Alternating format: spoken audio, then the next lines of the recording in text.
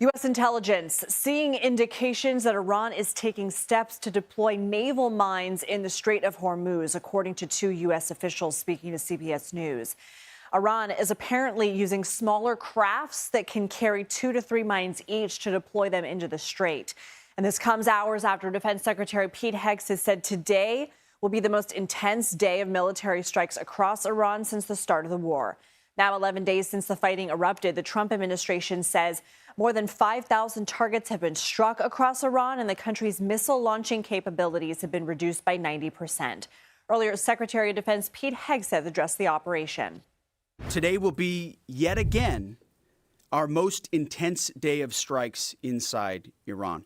The most fighters, the most bombers, the most strikes. Intelligence more refined and better than ever.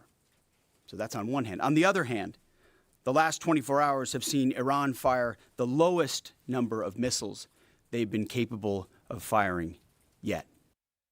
CBS News senior national security correspondent Charlie D'Agata is in Tel Aviv, Israel, with more. In a briefing from the Pentagon, Defense Secretary Pete Hegseth and Joint Chiefs of Staff General Dan Kane said that the amount of launches from Iran is down by 90% since this conflict began.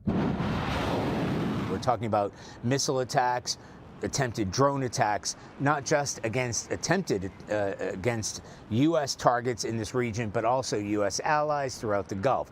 Having said that, Bahrain has reported another drone attack there. The UAE continues to say that it's intercepting drone and missile attacks. And here in Israel, I can tell you that the number of attempted attacks is down, the frequency, the intensity of attacks is down, but that doesn't mean they disappeared altogether.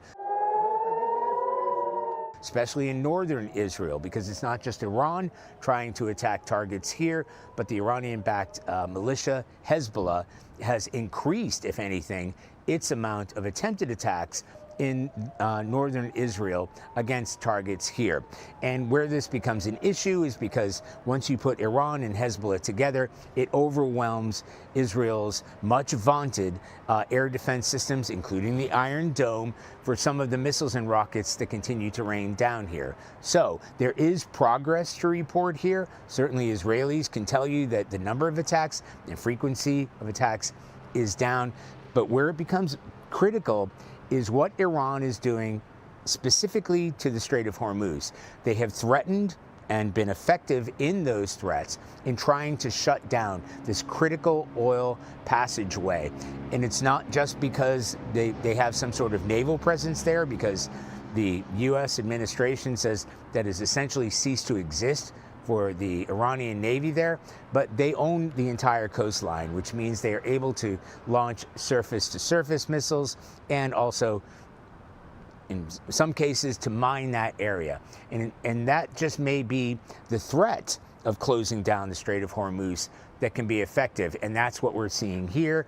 And when President Trump said that this is almost complete, the U.S. military likes a phrase that's called the adversary or the enemy also has a vote.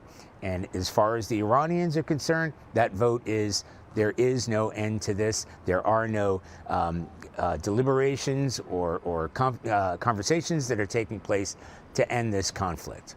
Back to you. All right, Charlie D'Agata, thank you. For more on the U.S. military's operation moving forward, let's bring in retired U.S. Navy Vice Admiral and Professor Robert B. Murrett. Thank you so much for being here. So the Pentagon says the U.S. military is decimating Iran's capabilities. We're seeing Iran continue to launch those retaliatory strikes.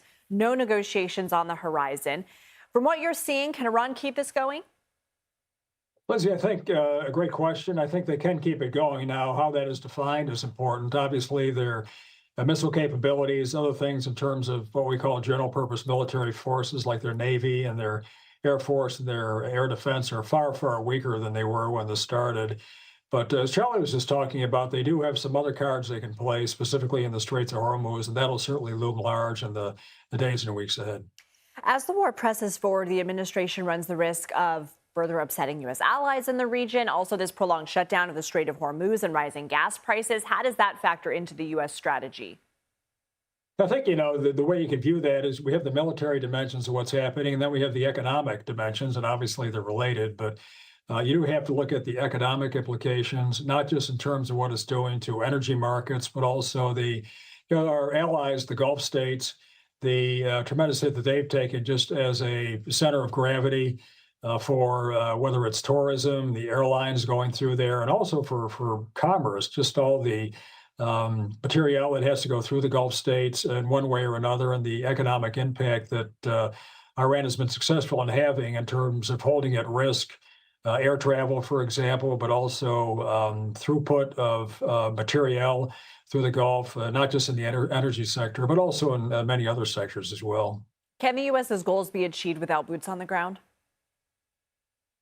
I think how you define boots on the ground is important. I think you always have what we call combat search and rescue. So I would expect we would always have them available in case any aircraft were down or if we had to do any kind of surgical operations. I think the real answer to your question is that eventually there's going to have to be some understanding with the new Iranian government that has emerged and what it looks like, and some understanding that pertains to their nuclear program and assurances they're going to provide in that area. And also an understanding relative to what they're going to do in terms of the free flow of economic activity throughout the region. Robert Murrett, thank you so much. Thanks, Lindsay. Good to be with you. Global oil markets are reacting to the war. Drivers continue to see the impact at the pump. According to AAA, gas prices are up another 6 cents overnight. The national average sits at $3.54 for a gallon of regular on February 28th. The day the U.S. began its military operation in Iran, the average gas price was $2.98. On January 20th, when President Trump began his second term, gas stood at $3.13 per gallon. We're hearing some mixed messages from President Trump and the administration about how long the war will continue. Yesterday, the president told CBS News he thinks the war is, quote, very complete, pretty much, end quote, because he said U.S. strikes have severely crippled Iran's military capabilities. But he also said the fighting would go on for now. We've struck over 5,000 targets to date, some of them very major targets, and we've left some of the most important targets for later in case we need to do it. If we hit them, it's going to take many years for them to be rebuilt, having to do with electricity production and many other things. So we're not looking to do that if we don't have to.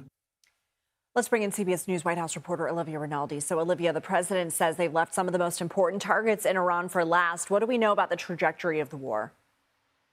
Well, right now, we know that today is going to be some of the most significant strikes we have seen thus far in the war. We are on day 11, and Secretary Hegseth, in his briefing this morning, says it's going to be intense. And at the same time, he also says that Iran is firing less ballistic missiles towards U.S. allies in the region. So by those metrics, the president says that the U.S. is doing well, that they are pretty much complete with their mission in this war as they have laid it out as far as destructing the Navy, neutralizing their Air Force and their surface-to-air capabilities. But still, the president is saying that there are other targets on the table that could be potentially hit in the future, and he's not ruling that out. Now, he was saying that in response to Iran potentially attacking U.S. oil tankers, Saudi oil tankers, and other country oil tankers that are in the Strait of Hormuz that transits along the coast of Iran. The president giving that threat, saying, if they do that, we have other targets, including, it sounded like he said, infrastructure targets, electricity targets, which would certainly impact the civilian population in Iran. So still the president, even though he's saying we are pretty well complete with this mission on the ground in Iran, he's not ruling out that there may be exponentially more strikes and targeting civilian infrastructure in the coming days.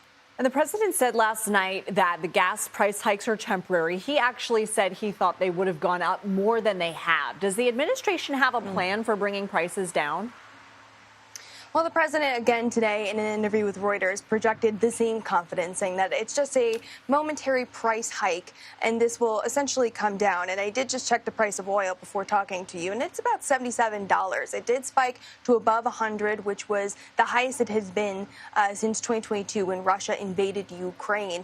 But since then, it has steadily been coming down. But still, the president says he doesn't have any concern about the high price of oil and gas, saying that once this mission, this war in Iran is is complete, that those prices will come down. Even Speaker Mike Johnson was just talking at the House GOP retreat that is still going on in Florida, and he told reporters and Congress members there that it will take a couple weeks for these prices to come down, but he does expect that ultimately they will come down, given that the fact that the operation is limited in scope. That will help precipitate bringing some of those prices back down. I also want to point out that last night, President Trump on Truth Social did give a threat to Iran, saying that if they do anything to stop the flow of oil through the Strait of Hormuz, he said, quote, the United States will hit them 20 times harder than they have been hit thus far. He also added that it would be a gift to China and other nations because they rely most on some of that oil that needs to transit through the Strait of Hormuz. Okay, Olivia Rinaldi, thank you.